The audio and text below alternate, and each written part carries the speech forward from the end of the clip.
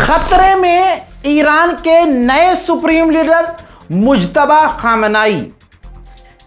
हजरात, अमेरिका और इस्राइल दोनों की एजेंसियां एक्टिव हैं। लीजिए, रिपोर्ट आपकी स्क्रीन पर है, पढ़ लीजिएगा, स्क्रीनशॉट ले लीजिएगा और समझ लीजिए। ईरान के सुप्रीम लीडर को मारने की पूरी कोशिश है। ईरान के अंदर ही मूसाद भारी मात्रा में एक्टिव है।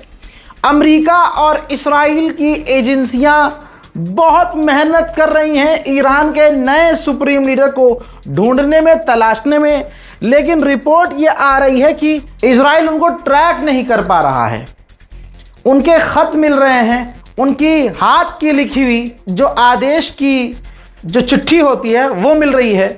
तो अब वो चिट्ठी, डाक पोस्ट, इन तमाम चीज़ों को ट्रैक करने की कोशिश कर रहे हैं। तो एक चीज़ क्लियर है कि अमेरिका और इस्राइल ये मानते हैं कि ईरान के नए सुप्रीम लीडर मुज्तबा खामनाई जिंदा हैं, किसी भी हालत में है लेकिन जिंदा है।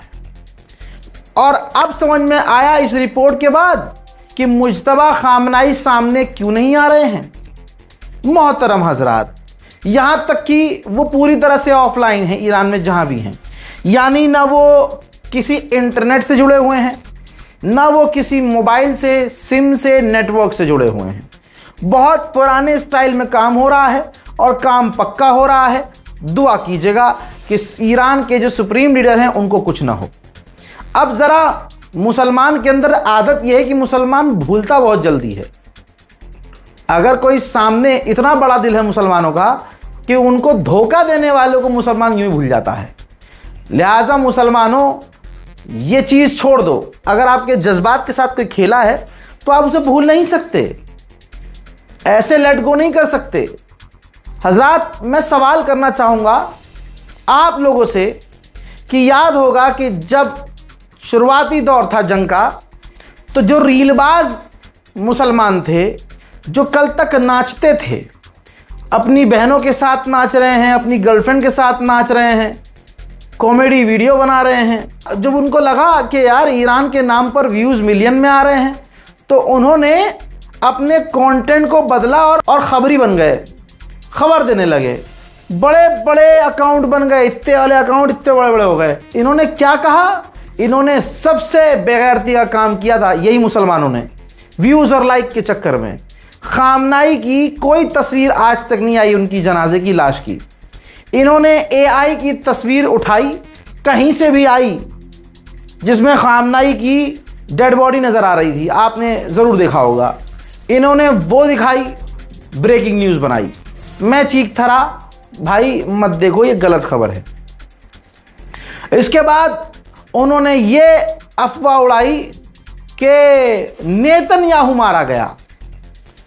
भाई साहब, मैं क्या बताऊं, चारों तरफ से रील चलने लगी, नेतन्याहू मर गया, नेतन्याहू मर गया, नेतन्याहू मर गया।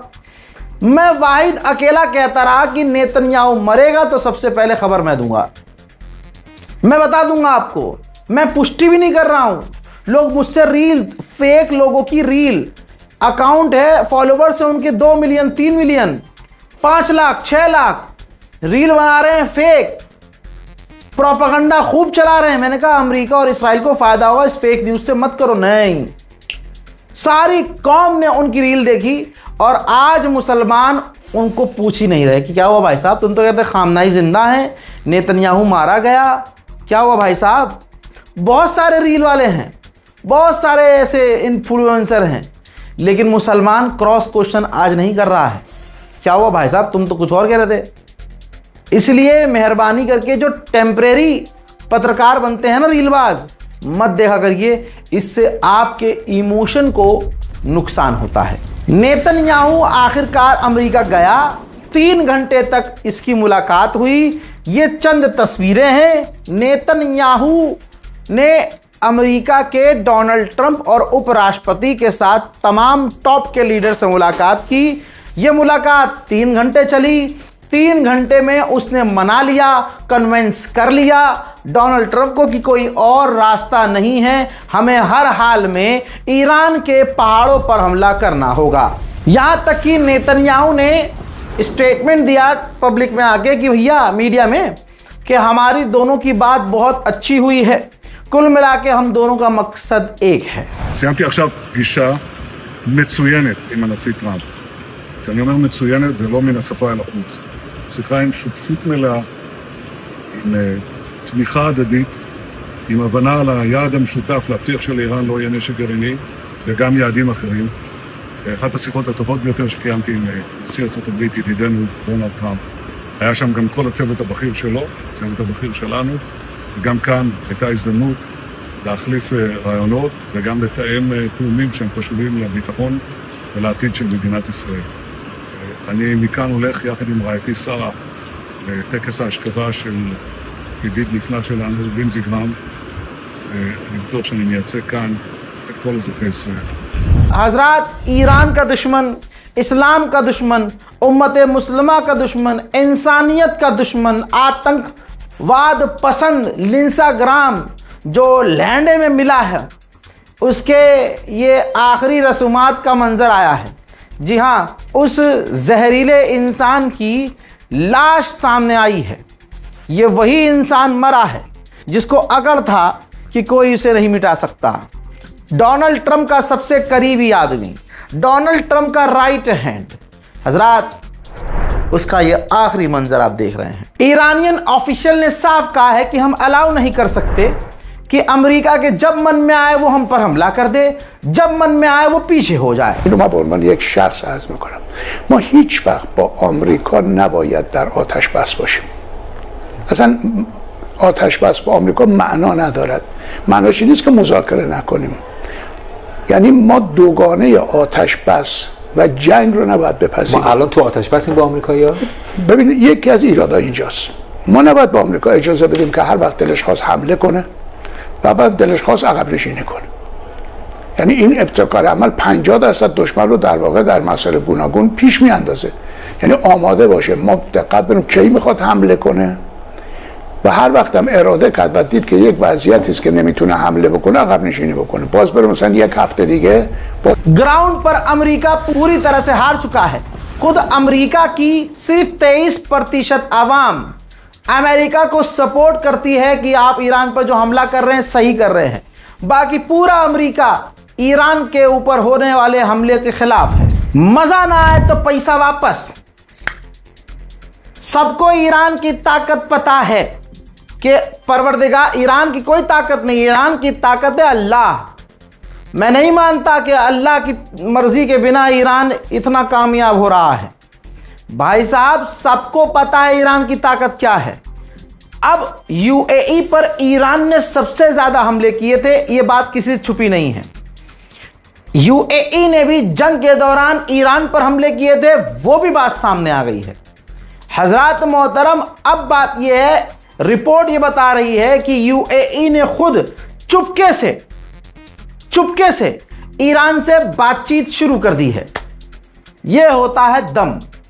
सभी को पता है कि पिट कर जब अमेरिका बात कर रहा है तो हम अमेरिका के चक्कर में अपने रिश्ते क्यों खराब करें, बातचीत चल रही है। सच्चाई तो खुद इस्राइल के इस अधिकारी ने हक दी है।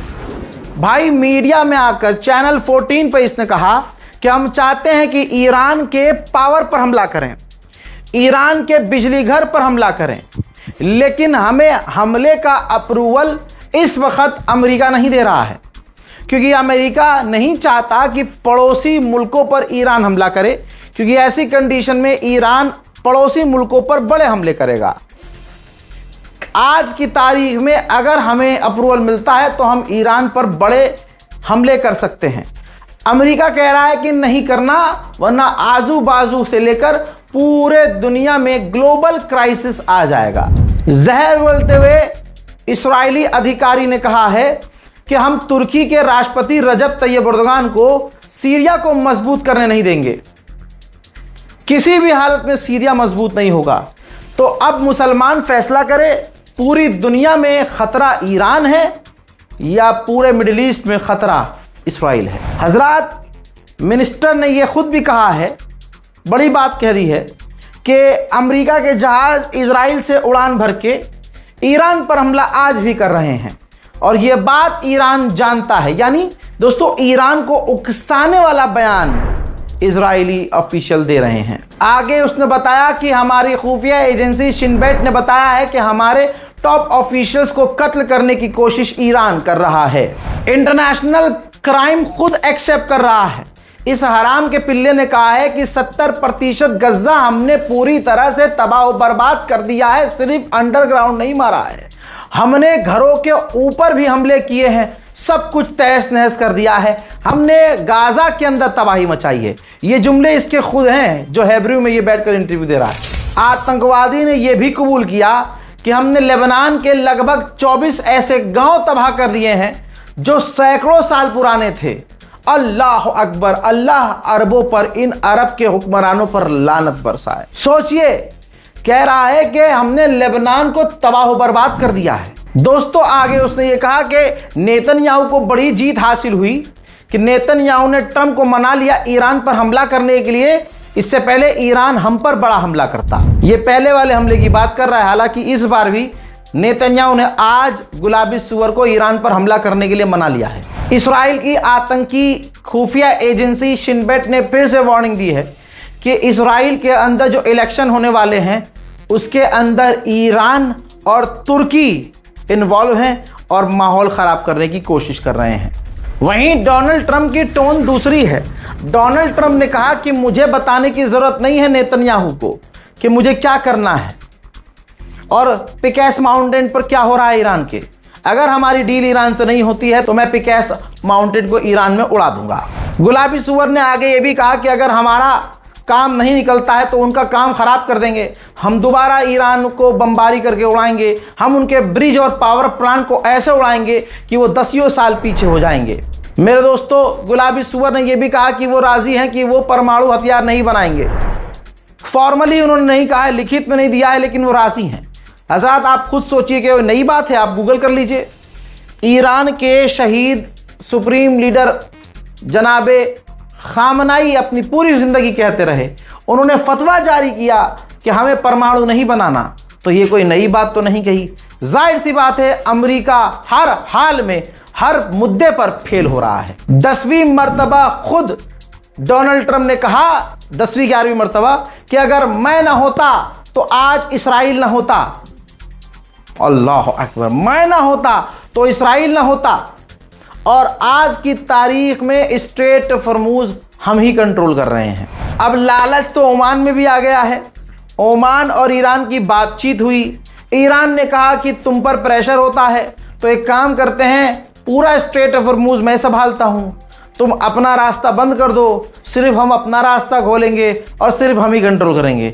ओमान यहाँ पलट गया। ओमान ने कहा नहीं, ऐसे कैसे, जब तुम कंट्रोल कर रहे हो तो हम भी कंट्रोल करेंगे, फिर दोनों भाई मिलकर खेलेंगे। इजराइल का ये पूर्व प्रधानमंत्री है, इसने भी कहा है 2024 के शुरुआत से ही कह रहा हूं कि हमें ईरान के तमाम पावर प्लांट पर हमला करना चाहिए, उसके इंपॉर्टेंट हिस्सों पर हमला करना चाहिए, जिससे ईरान की जो सरकार है गिर जाएगी।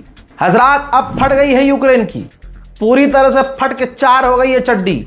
ये देखिए, अब यूक्रेन के अधिकारी ने ईरानियन गवर्नमेंट से बात की है और सफाई दी है कि हमने आप पर हमला नहीं किया था, हमने तो रूस पर हमला किया था, हम किसी भी तरह से जंग को बढ़ाना नहीं चाहते हैं। मेरे दोस्तों, ईरान ने गुलाबी सुअर की चड्डी फाड़ के दिखा दी है। ईरानियन गवर्नमेंट ऑफिशियल ने कहा है कि हमने अमेरिका से कोई बातचीत का ऑफर रखा ही नहीं है, ना हमने उनसे कहा है, ना उससे हम बात कर रहे हैं, बल्कि ओमान के जरिए अमेरिका ही बार बार हमसे बातचीत करने की रिक्वेस्ट कर रहा था। जंग में ऐसा हो ही नहीं सकता कि ईरान का नुकसान न हो रहा हो।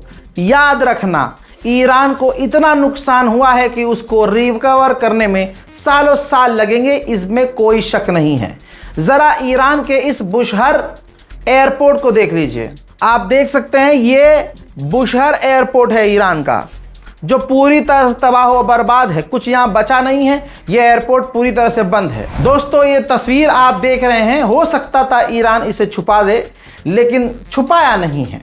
ईरान अपने नुकसानात को छुपाता नहीं, बल्कि दुनिया को दिखाता है। ईरान ने कहा है कि 230 मिलियन क्यूबिक मीटर की नेचुरल गैस प्रोडक्शन हमारी कम हो चुकी है। इस तरह से अमेरिका ने बड़े हमले किए हैं। हजरात, ईरानियन लोकल मीडिया दिखा और बता रहा है जहां जहां अमेरिका ने ब्रिज उड़ाए, सड़कें उड़ाई, तबाह किए, पुल उड़ाए, ठीक है, अंडरपास उड़ाए, तमाम उन जगहों को ईरान बनाना शुरू कर चुका है। यानी ईरान कंस्ट्रक्शन शुरू कर चुका है, तेजी से उन्हें बना रहा है। मोहतरम हजरात, इस रिपोर्ट को शेयर कीजिएगा, अपनी राय कमेंट सेक्शन में जरूर लिखिएगा। मैं हूं रजा और आप देख रहे थे रजाग्राफी अनस्क्रिप्टेड। जय हिंद, वस्सलाम।